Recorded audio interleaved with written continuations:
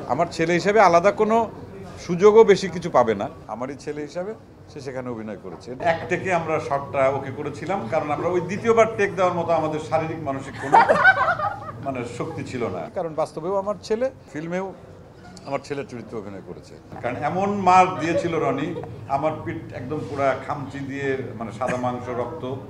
Tips তো বাবা হিসাবে প্রতি মুহূর্তেই দিতে থাকি, সেটা শুধুমাত্র অভিনয়ের জন্য না। আমি আবার টিপসটা একটু বেশি দেই, তাই না?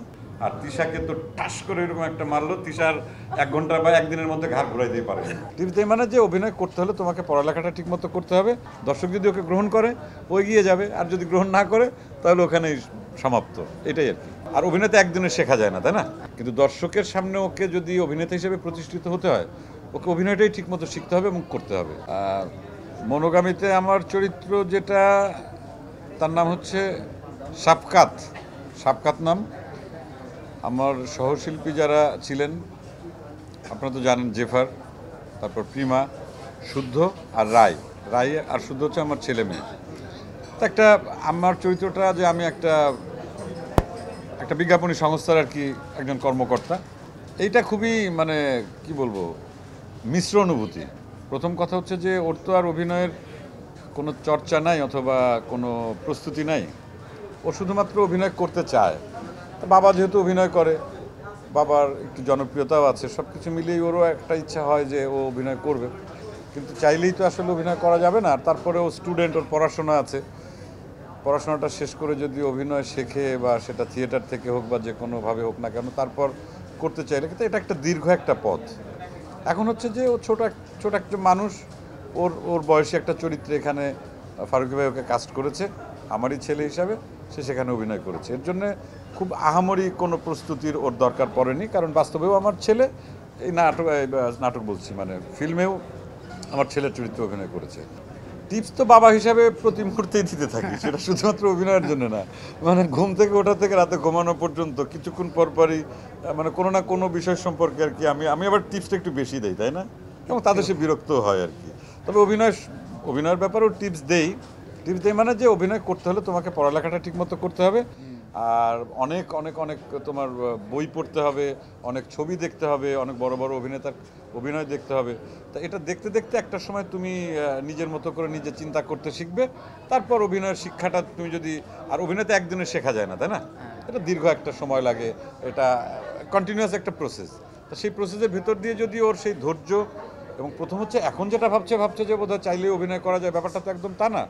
এটা আমি যখন শুরু করেছি ইউনিভার্সিটি লাইফে, এত বছর, প্রায় 25 বছর ধরে আমি অভিনয় করছি, এখনও কিন্তু প্রতি মুহূর্তেই কিন্তু শিখছি। তা ও যদি অভিনয় করতে চায়, আমার ছেলে হিসেবে আলাদা কোনো সুযোগও বেশি কিছু পাবে না। সেটা হয়তো আমার কাছ থেকে কিছু সাপোর্ট পাবে, বুদ্ধি পাবে, এটুকুই। কিন্তু দর্শকের সামনে ওকে যদি অভিনেতা হিসেবে প্রতিষ্ঠিত হতে হয়, ওকে অভিনয়টাই ঠিকমতো শিখতে হবে এবং করতে হবে।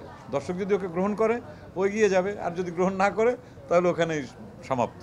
এটাই আর কি। ভবিষ্যতেও আমার মতোই করবে কিনা, বিভিন্ন, শুধুমাত্র অভিনয় না, অভিনয় করার আগে পরে আমি যা যা করেছি সেগুলো।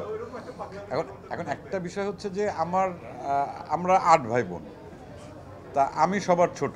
তা 8টা সন্তান যখন বাবা মায়ের থাকে, তখন প্রত্যেক সন্তানকে কিন্তু একদম সুচারুভাবে আসলে সময় দেওয়া অথবা প্রত্যেককে আলাদাভাবে স্পেশালি কেয়ার করে মানুষ করাও অনেক সময় হয়ে ওঠে না। কিছু ছাড় দিয়ে দেয়, এবং সন্তানরা তখন নিজ দায়িত্বে, কেউ যদি ঠিকঠাক রাস্তায় চলে তাহলে একটা জায়গায় যায়, আর যদি ভুল রাস্তায় চলে তাহলে পরে সে সেখানে ফেল করে, অথবা তার জীবনটার হয়তো একটা সেখানেই সমাপ্তি ঘটে যায়। তা আমাদের ক্ষেত্রে একটু ডিফারেন্ট ব্যাপার। শুদ্ধ তো আমার একমাত্র সন্তান, ও যদি অভিনয় করতে চায়, এবং আমার যে পাগলামোগুলো ছিল, আমি থিয়েটার করেছি, আমি অনেক স্বাধীনতা পেয়েছি। এখন ওকে আমি সেই স্বাধীনতাটা অবশ্যই দিতে চাই।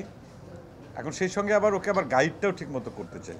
যেমন আমার গাইড করার কেউ ছিল না, আমি আর যতটুকু অর্জন সেটা হচ্ছে আমার নিজের একার বিবেক বিবেচনায় আমি এখানে এসে পৌঁছেছি। তো ওর ক্ষেত্রে তো আমি গাইড হিসেবে আছি। এখন ও যদি সেটা অ্যাকসেপ্ট করে এবং ঠিকঠাক জায়গাটা যদি আমি যখন বলবো, যদি মনে করেন হ্যাঁ আমার বাবা যেটা বলছে এটা ঠিক, তাহলে হয়তো আমি ওকে গাইড করতে পারবো, ও একটা ঠিকঠাক জায়গায় যেতে পারবে। আবার জানি না ভবিষ্যতে আসলে কী হবে, কিন্তু এটুক ব্যাপারটা হচ্ছে যে আমরা যে ছাড়টা পেয়েছি সেই ছাড়টা ও কম পাবে, কারণ যেহেতু সন্তান হিসাবে ও একা। আমাদের সবসময় একটা আতঙ্কের মধ্যে থাকে, একমাত্র সন্তান, ও কী পড়ালেখা কী করবে, ও অভিনয় করবে না গান করবে, একটা যেমন টেনশন থাকে। তো সেই জায়গা থেকে ওর আগ্রহ থাকলে পরে, বা ও যদি ঠিকঠাক মতো প্রস্তুতি নেয়, আমার মনে হয় একটা না একটা কিছু জায়গায় পৌঁছাতে পারবে, এটুকু আমি নিশ্চিত। কারণ আমি যেহেতু অভিনয় করি, ও আমার সন্তান, ওর ব্লাডের মধ্যে তো কিছু বিষয় তো আছেই, তো সেই জায়গা থেকে কিছু প্রায়োরিটিও পাবে আর কি, এটাকে আর কি মনে করি।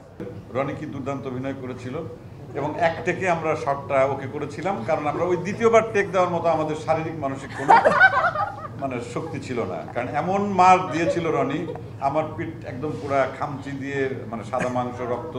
আর তিশাকে তো টাস করে এরকম একটা মারলো, তিশার 1 ঘন্টা বা একদিনের মধ্যে ঘাড় ঘুরাই দিয়ে পারে।